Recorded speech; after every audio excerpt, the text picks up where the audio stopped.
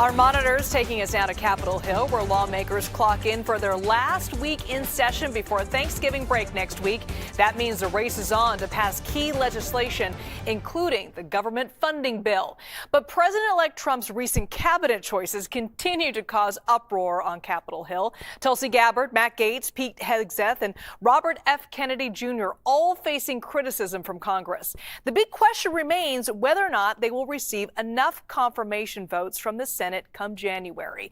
CBS News congressional correspondent Scott MacFarlane joins us now from Capitol Hill.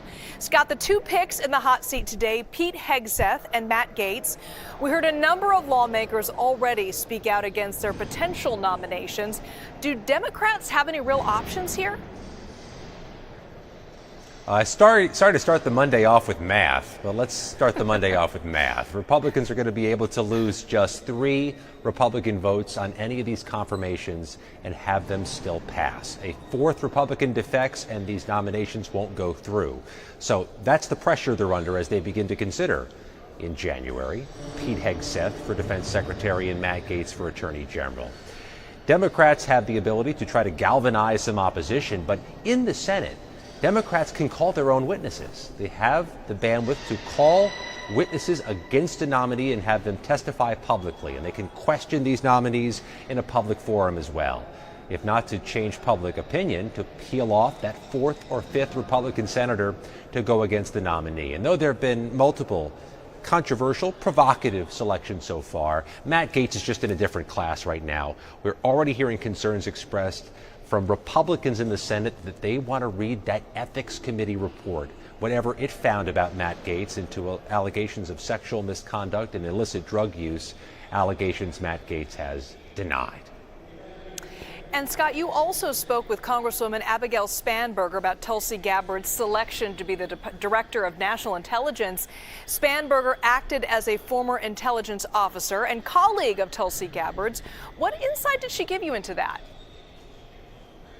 Yeah, they served together in the U.S. House. A number of people in this Congress served with Tulsi Gabbard in the U.S. House back when she was a congresswoman, the Democratic Party for Hawaii.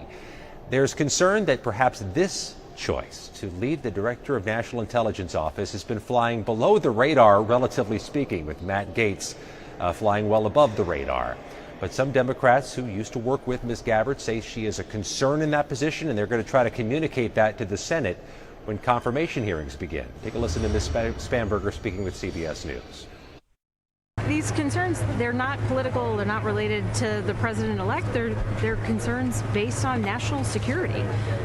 The DNI is a position that has the responsibility of ensuring the coordination of every single intelligence agency. The DNI is a person who should be a professional in this space, who understands the gravity of the mission of intelligence collection, the serious nature of those who, in some cases risk their life to support that effort. And they know the sources and methods that inform our intelligence reports and ultimately are meant to inform policymakers and our president. I think you served briefly with Ms. Gabbard. Do you have concerns about her specifically? She has a strong record of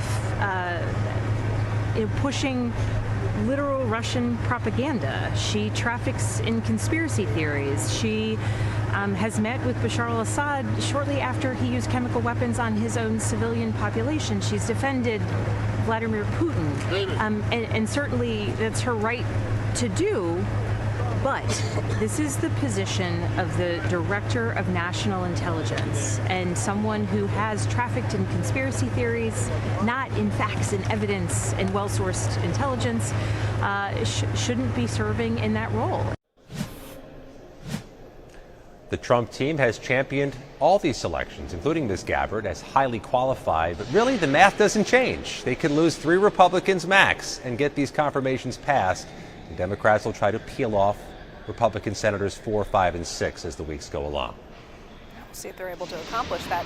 Scott, and while I have you, the Biden administration faces new pressure from North Carolina Republicans to get emergency aid funding for Hurricane Helene relief from Congress. We understand the White House sent out a memo this morning about this request. What more do we know? Everybody wants this, so eventually it's going to happen, right? The White House says it will put a new request forward for emergency money for hurricane victims. The Small Business Administration Loan Fund for homeowners and businesses has run dry, and it did weeks ago. Members of Congress from those storm-impacted states say they want that request made too. It will happen in the coming days, but here's the bottom line. Can Congress approve this needed money for disaster victims before the next deadline of December 20th? What the folks are arguing in North Carolina, Virginia, and Georgia is that the money's needed well before December 20th. All right, Scott MacFarlane live for us from Capitol Hill. Thanks so much, Scott.